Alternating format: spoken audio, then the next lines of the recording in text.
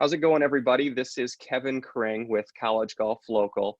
I'm thrilled to have our guest today, Jon Jenkins, the head coach of Evangel golf team, with us. I'm going to be asking him some questions about the recruiting process, all sorts of different things, different perspectives, and hopefully he can provide some much needed information for all the recruits out here in Southwest Missouri to better educate everybody. So with all of that said, I would like to welcome in our guest, Jon Jenkins. Jon, how are you doing today? I'm doing great. Thanks for having me. Yeah, well, let's go ahead and get started. I've got a handful of questions here, some that I was able to come up with and some that some parents actually gave to me. So I'll start with kind of the first question. It's kind of broad, and I'll let you take this if you'd like to, but it's kind of a two-parter, but I just want to ask you, how does the recruiting process start? Like, what does it take for a player to be someone you've never heard of to someone who's on your list that you're following every single one of their tournament results? You're looking up their academic records. Just kind of what does that arc look like as you are recruiting a player?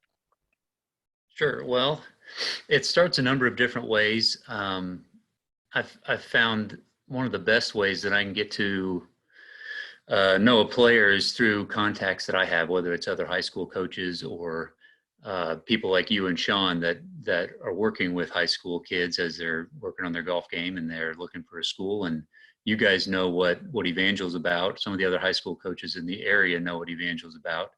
And so those contacts are big for me in understanding, hey, these kids understand what Evangel is and what we're looking for in students.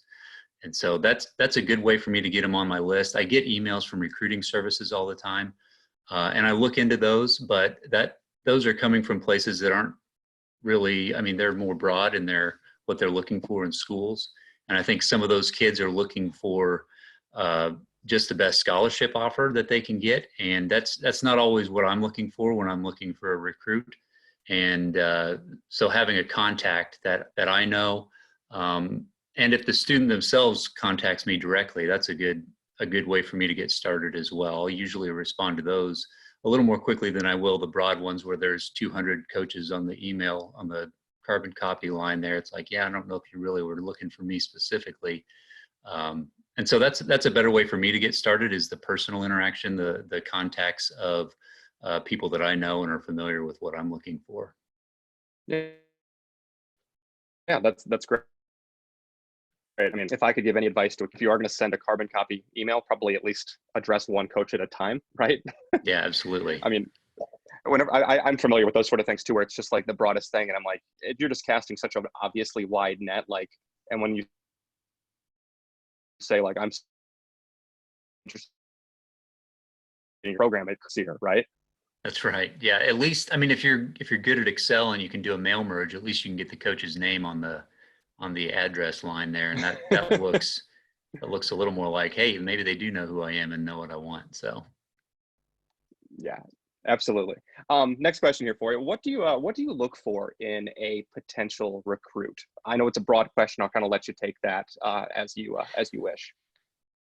sure. Obviously, we're a golf team and we're competitive, so we want to have the best players we can get. But having said that, that's not the first thing I'm looking for, because I could get the best player in the world, but if they don't want to be at Evangel, if they get here and they see the requirements that we have, whether that's 18 hours of required Bible classes or chapel requirements or things like that, some of the rules that you don't have at the bigger state schools, they're not going to be happy here.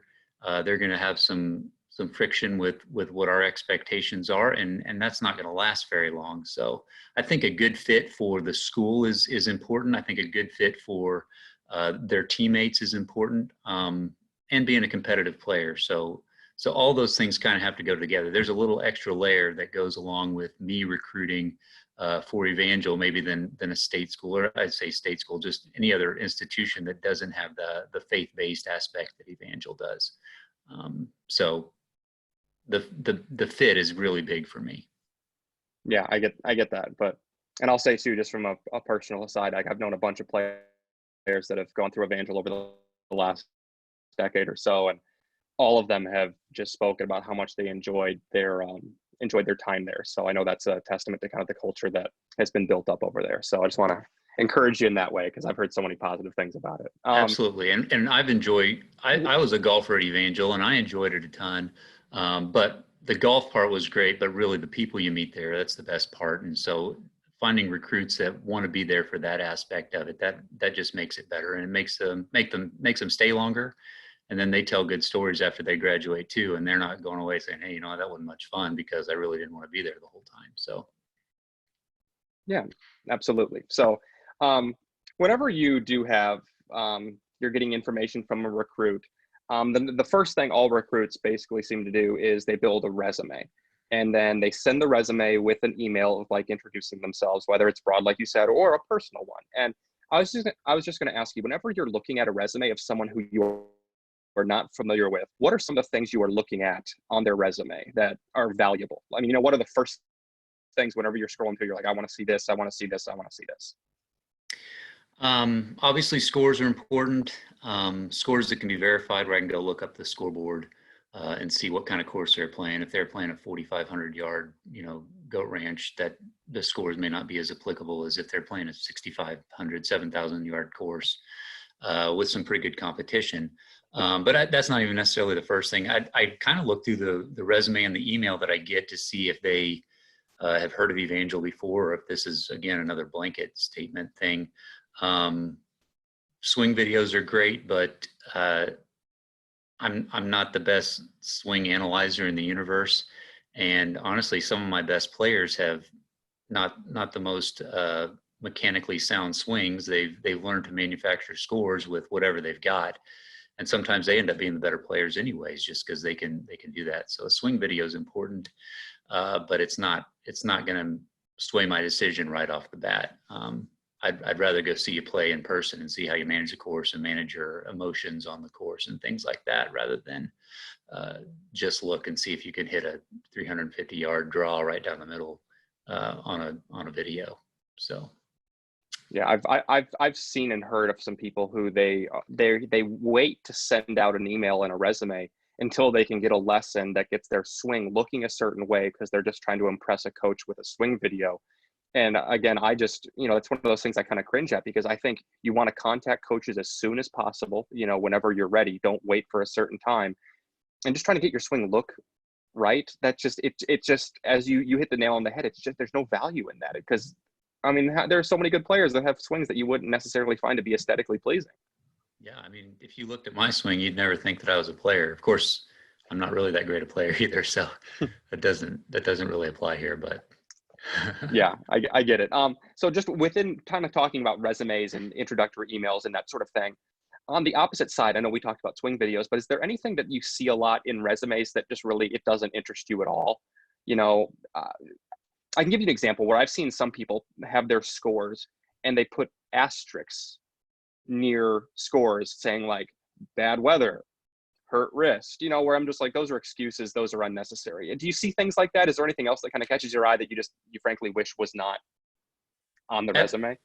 Yeah, that's exactly right. The scores should speak for themselves. I don't think you need to defend. In fact, the more you try to defend your scores that are bad, the worse. Not the worse it looks, but it's just like, let your score speak for itself. Let the way you play be the way you play, and don't try to manipulate what I'm thinking about you into liking you more or something like that. I've heard parents say, well, he's only been playing for 3 years and he's got a huge high upside ceiling, and trying to talk me into overlooking scores that are in the 90s and 100s. Well, we're going to shoot those. And I think something that people need to learn, or golfers need to learn as they're growing up, is shoot the scores you shoot, and then try to make yourself a better player. Don't try to make excuses for the way you're playing. Just be yourself. And there's programs out there, if you're not shooting in the 60s and 70s every round, that can take you and you can grow there and be a fit. But I think, trying to convince someone that you're a better player than you are is going to backfire on you more often than not. Yeah, I can completely agree. And it was probably number one lesson that I learned whenever I played in college. It was my first ever college event. And I came off the green the last day and I was like, oh, I shot 73, but I three putted 3 times, 4 times. It would have been like a 69. And I was a freshman, and a senior on our squad, he grabbed me and he pulled me aside and he says, "Your 73 is no better than mine because you three putted." And it was one of those moments where like a light bulb turned on for me. And I realized, I was like, all these years, all throughout junior golf, I was making excuses, thinking my scores were better than they were because of a three putt here, a bad break there.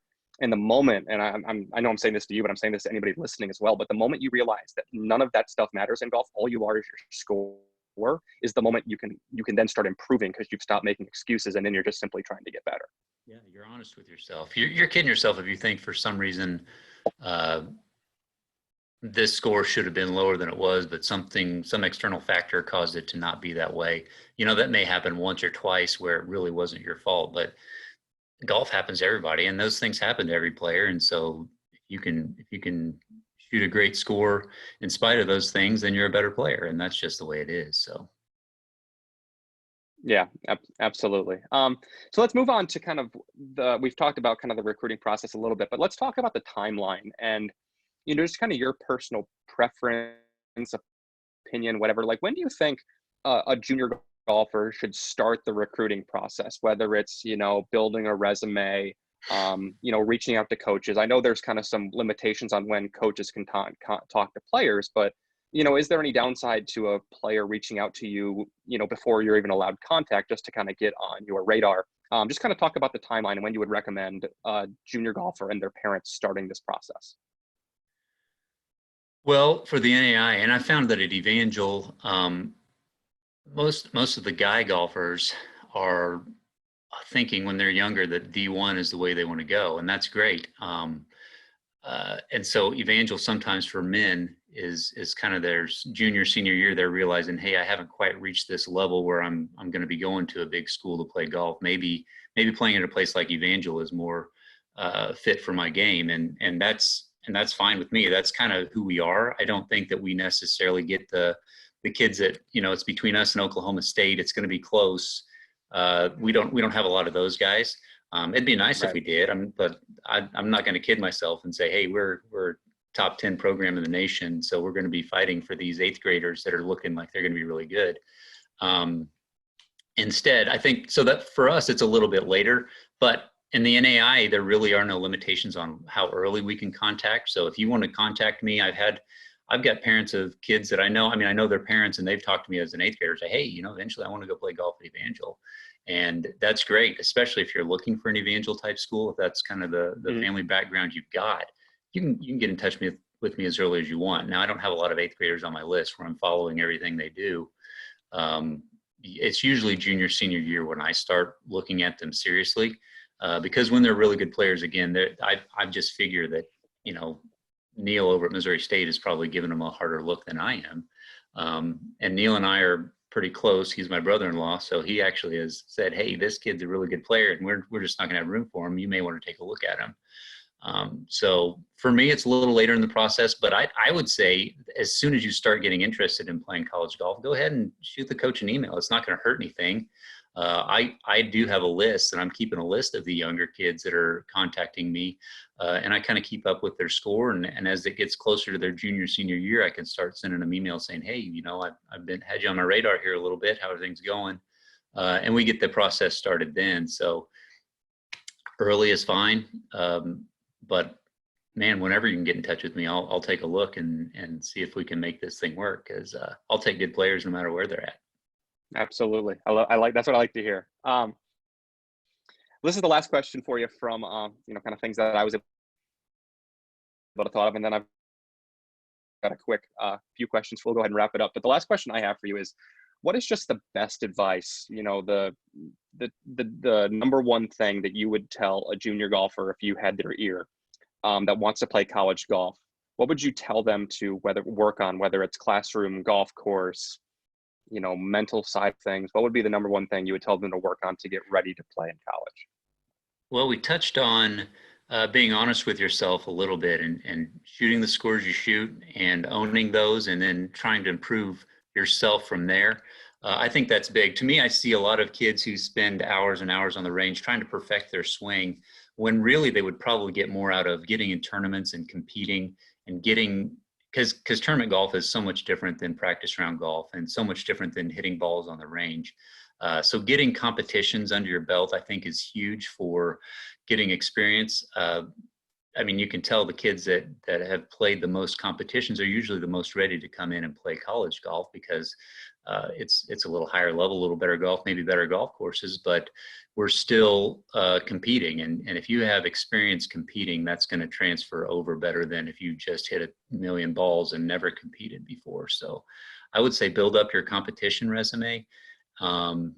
Shoot the scores you shoot, follow the rules, control your emotions, and you have to do all those things in tournaments. And so I think playing a lot of tournaments is really going to give you the best experience, the best preparation, and do your best in the tournaments. And honestly, one of the things I see when I go, and I say this jokingly but kind of seriously, when I'm watching someone play, I actually am looking at their stand bag to see how bent up the legs are on their stand bag, because hey, if you've got an anger issue and every time you hit a bad shot, you're throwing your club at your bag, that's gonna show up there on the legs. And so it's not that I won't recruit that person, but that may be a red flag. Hey, this guy may not be able to control himself quite like he should out there. So maybe look at your stand bag, and if your legs are bent up, you may need to go work on your anger a little bit. Yeah, I mean, and something else I can say that I've watched some junior golf in a couple ways as well, but I know number one thing I hear about is the stand bag, looking for if it's bent or not due to anger. And also is, how does a kid talk to their parent during a round? Does a kid say to the parent, like, does the mom say, hey, it's all right, get him on the next hole? And the kid's like, don't talk to me, get me a water. Or are they like, oh, thank you? Like that demeanor with how you treat a parent will then reflect on how you treat your teammates, your coach, all those sort of things. And like, when you're out there recruiting a player, they're probably on your list already as someone you're interested in. And then you're trying to then narrow it down. And you're looking at intangibles like that. Would that be correct? Oh, absolutely. Yeah. So again, it comes down to the fit. Are they going to be a good teammate? Are they going to be a good representation of the university out there on the course? So if they've got a terrible attitude, if they've got anger problems, that may not be so attractive, probably not just to me, but to any golf coach out there looking for a player. We're going to want someone who can play golf, but someone who can play golf and be a good person and be a good teammate, and someone we want to be around, because traveling together a lot, we stay the night in hotels and things like that. We don't want a jerk around us all the time. So be a good person. Maybe that's my best advice. Be a good person, and good things will happen. I think that's perfectly said. Now, leading into the questions I have from parents here, I'll just kind of tie into what we just talked about, tournaments and recruiting. What tournaments? I know AJGA is kind of like the number one, like, oh, I need to play AJGA if I'm going to play in college. But just what are some other tours or tournaments that you will kind of, I don't know, look at or put some stock in? I know locally the SMJGA is wonderful. There's great value in that as kind of a startup sort of tour, but kind of talk about maybe what you would see between the SMJGA and the AJGA and recruiting at events like that. I haven't done a lot of AJGA recruiting. Again, that's more of a Neil over at Missouri State, maybe Drury, are getting those players quicker than I do. Not that I don't have kids that could play AJGA, but I haven't spent as much time looking there. I do look more at the SMJGA and the high school tournaments. I feel like that those kids are looking at an Evangel level golf team more so. If you're playing AJGA and you're competitive out there, then you are probably looking at the bigger programs, usually at first anyways. So I don't think that there's a level I would say, I just don't look at that tour because it's not good enough. If you're out there playing and you're playing golf courses, you're shooting scores, that's going to tell me whether you can play golf or not. So pretty much anything at that level, whether it's SMJGA or the Kansas Junior Golf Association or whatever section association has those kinds of events. I don't mind going to those and looking for players, even if you feel like it's beneath you. I don't think it's a bad thing to be there. And those scores still look good to me. If you're shooting under par at those courses, you can play golf, and I'll take a look at you. So, yeah, and one of the reasons why I think that's a good question is I've seen locally and heard from kids and parents. They're like, oh yeah, we're gonna go do these AJGA qualifiers and try to play in AJGA events, but they're not ready. Like it's like too high up.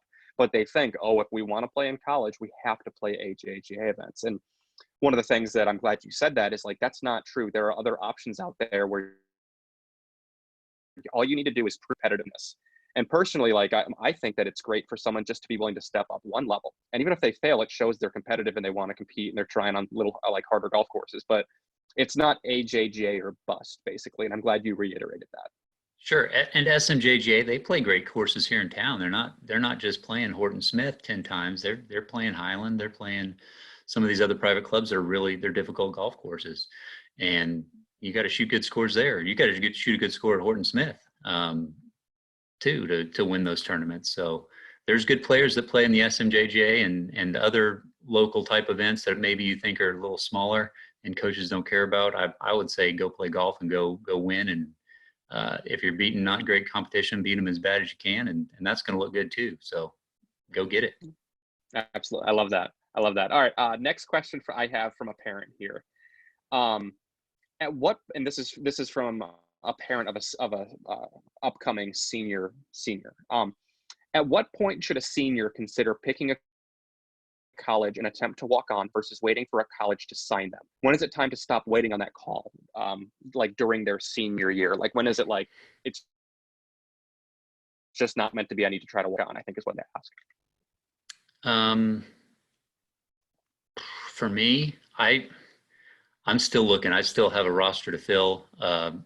Walk-on spots. I mean, I say walk-on. I have a couple guys who are probably true walk-ons, but I'm still looking to get some players in, and I would try to do what I can to get someone in. I don't have I'm not a Division I program. I don't have any full ride athletes on my team. So the breakdown between are you a walk-on versus are you a scholarship player, it's probably not as clear a line as it is at a state school where they've got this many scholarships, they fill those up, and then they might have one or two places left over for someone to walk on.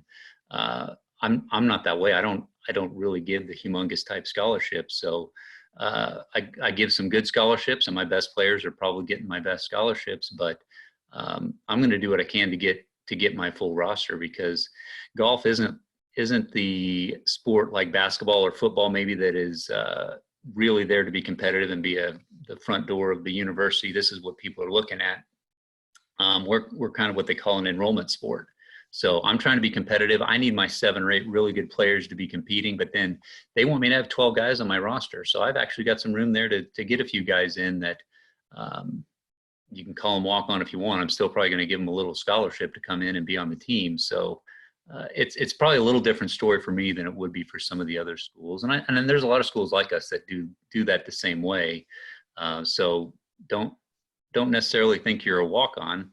And I don't necessarily think it's too late anytime to contact a coach and say, hey, we're looking for a place to play. We didn't get the offer we wanted from this school. What do you got? You're probably going to find a lot of schools that are looking right up until maybe July or August, even saying, hey, I could still use another guy. I lost someone. They decided not to come back or whatever. So it's not too late. It's not too late for you to call me. Call me now. I'm still looking for 1 or 2 more good players. So yeah, I hear you. Last question I have for you. It's kind of involving parents. I know that there's, sometimes restrictions, sometimes not within recruiting a player, but are there any sort of restrictions on you communicating with a parent? Say if you're out at a golf tournament, you're walking on the cart path with a mom or a dad while watching the same player. Are you allowed to have normal like recruiting types of conversations with them at any time? Is there a timeline whenever that sort of communication is allowed? And then secondly, with parents on a golf course, are you looking at their attitudes and their demeanors just as much as you're watching a player? Like if a parent is, yelling at their kid or reacting heavily to a double bogey, are little things like that. Are those things that are on your radar as well? They are definitely. There's really no timeline for the NAIA as far as communicating goes. In fact, they encourage us to build relationships with parents and with students, because that's kind of what it's about. It's not like the NCAA. It's not a humongous money making where we got the Division I players where it's $1 billion business. NCAA athletics. And so they really regulate it a little bit more. We aren't quite at that level in the NAI. It's still about, we want the best athletes we can get, but we also want to get them the best education they can, get them in a good place for them athletically as well. So they really don't have the kind of regulation where you can't talk to them until this date. It's basically 365 days a year. We can be building that relationship, and they can come to campus. I think there's a limitation on the number of times they can come to a tryout, but that's really about it when it comes to recruiting and regulations for the NAIA.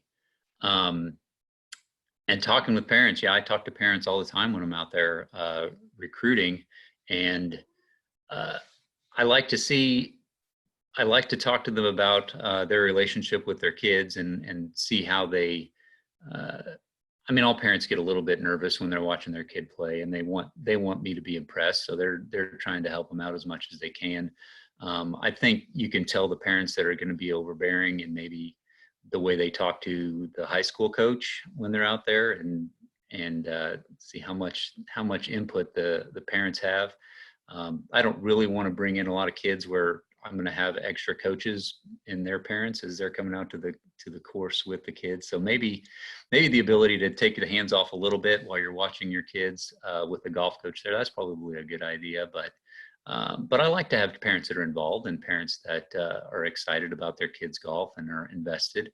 But it needs to be more of an encouraging type investment than it is a beat them over the head with when they don't hit the shot that they're supposed to hit and yell at them and things like that. That's obviously going to be a red flag there. But I don't see that a whole lot, and I'm sure it's out there. But all the parents I've got right now have been excellent to work with, and we've all got good relationships. And being able to go out to tournaments and talk to them and learn about their relationship with their students has helped in recruiting. So I think I would encourage parents, if they see me out there recruiting their kid, to come and introduce themselves and tell me about what's happened in their kids' lives, how they got to this point in golf, and what they're looking for in a school. And that's a great way to build a relationship and figure out if Evangel is a good fit or whatever school is a good fit for you.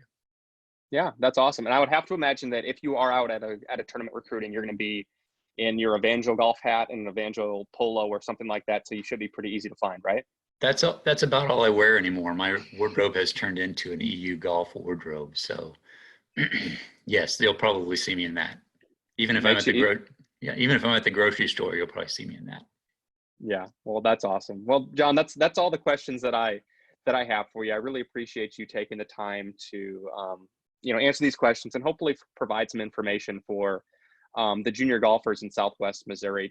I want to let everybody know that there is, if you're playing and you're competitive and you kind of have that inner drive, there is likely a school for you. And as Jon said, it doesn't have to be Division I or bust. There are so many options out there. There are so many great schools, and it's all about trying to find the right fit. And Jon, I just appreciate you coming on and answering all these questions so thoroughly as well. I think you bring a great perspective, and schools like Evangel are so needed, especially in this community, because it provides another way to continue golf, continue higher education. I know from my time at University of Colorado, I am so thankful to have been able to join that family, because a golf team is like a family, and I know that you're providing that same sort of atmosphere and environment for your players as well.